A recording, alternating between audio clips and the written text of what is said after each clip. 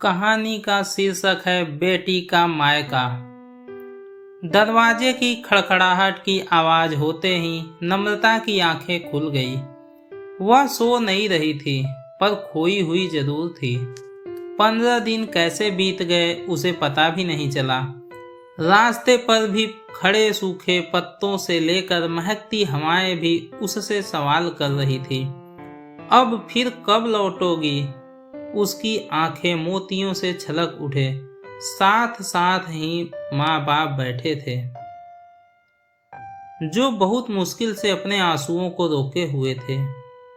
सामने बैठी उसकी 10 वर्षीय बेटी अपनी माँ के अंदर की छोटी बच्ची को देखकर हैरान थी। पर नम्रता आज सिर्फ एक बेटी बनकर रहना चाहती थी। 15 दिन पहले जब वह पूरे 3 साल बाद अपने मायके निकल रही थी, तब राजीव ने 10 बार उसे याद दिलाया, नम्रता, जो तुम यह जिद करके अपने मायके जा रही हो, बोल देता हूँ प्रियांशी के जन्मदिन तक तुम्हें वापस आना पड़ेगा। मेरे माता पिता उसका जन्मदिन मनाने आ रहे हैं। मुंबई से दीदी और बच्चे भी आएंगे। नम्रता बोली, तो मैं थोड़ा और जल्दी चली जाती हूँ, या फिर इस साल प्रियांशी का जन्मदिन मेरे घर में मना लेंगे। बच्चों जैसी बात मत करो, प्रियांशी का जन्मदिन यहाँ उसके घर मनेगा, राजीव ने कहा। क्या मेरा घर उसका घर नहीं है? नम्रता खुद को रोक न पाई। नम्रता, जितने दिन मिल रहे हैं उतने जाकर आओ, फालतू की बहस मुझसे नहीं करनी। राजीव वहां से चला गया।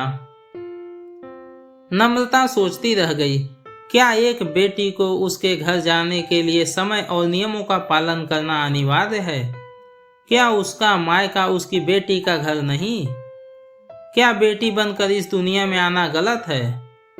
कितनी बड़ी नाइंसाफी है यह। 3 साल का अंतराल तय करके जब उसने कोविड-19 अपने मायके में पांव रखा, तो उसे लगा जैसे हर वस्तु में जान आ गई हो। वहीं स्टेशन से ही अपने पापा को देखकर दौड़ने लगी। वह भूल गई कि वह 35 साल की है और एक बेटी की माँ है। अरे गिर जाओगी, पापा ने कहा। नम्रता पापा को गले लग गई। पीछे खड़ी माँ बेबस रोए जा रही थी। अरे तुम वहां खड़ी रोती ही रहोगी या बेटी और प्रियांशी के गले मिलोगी? माँ तुम भी ना आंसुओं की टंकी हो क्या?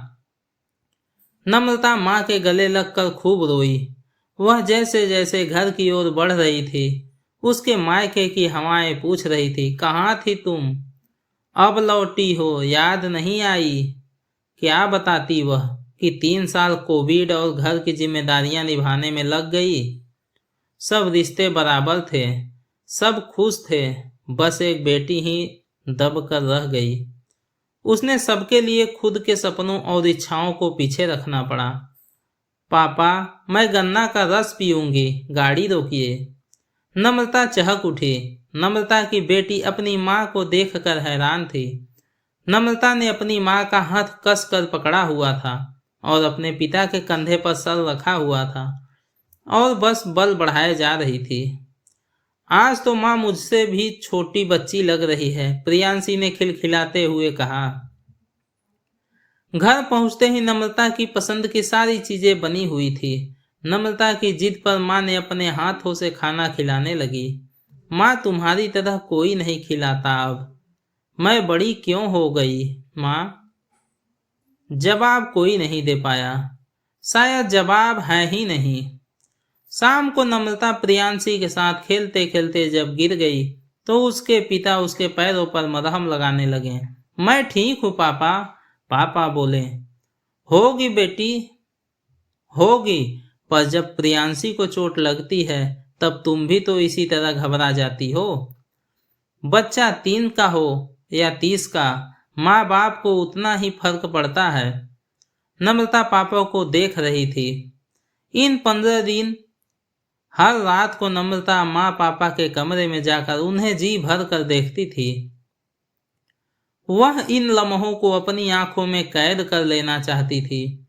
मायके में जब उसकी आखिरी रात थी, तब उसके दिल की धड़कनें तेज हो गई थी।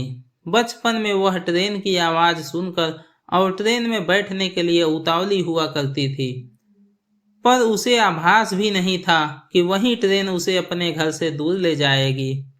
नम्रता ट्रेन में चढ़ गई। वह घड़ी आ चुकी थी जब उसे अपने घर से फिर से विदा लेना था।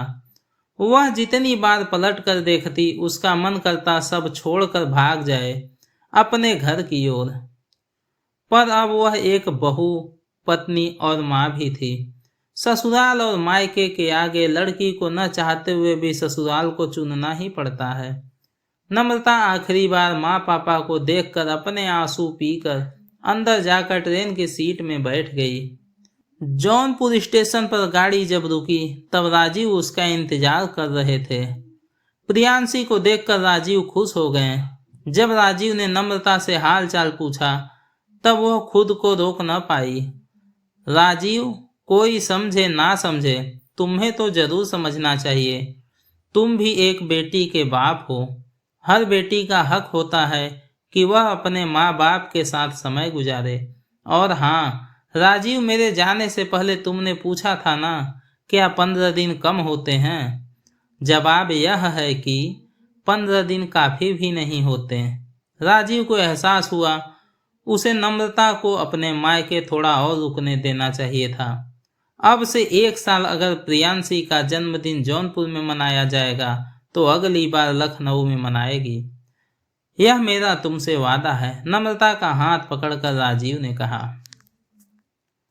दोस्तों, यह कहानी सत्य घटनाओं से प्रेरित है। भले ही किरदार काल्पनिक हो, पर सवाल सच्चे हैं और हर उस दिल को छू लेंगे जो इस नीति में बदलाव चाहते हैं। बेटी को अपने घर, अपने मन से रुकने का हक होता है और उनका हक उनसे कोई नहीं छीन सकता। आशा करता हूँ दोस्तों आपको ये कहानी पसंद आई होगी। अगर आपको ये वीडियो पसंद आया है तो वीडियो को लाइक करें, अपने परिवार और दोस्तों के साथ शेयर करें। अगर आप चैनल पर नए हैं तो इस चैनल को सब्सक्राइब अवश्य करें, ताकि हम आपके लिए इस चैनल पर ऐसे ही वीडियो लाते रहते हैं। धन्यवाद दोस्तों, मिलते हैं एक नई कहानी के साथ।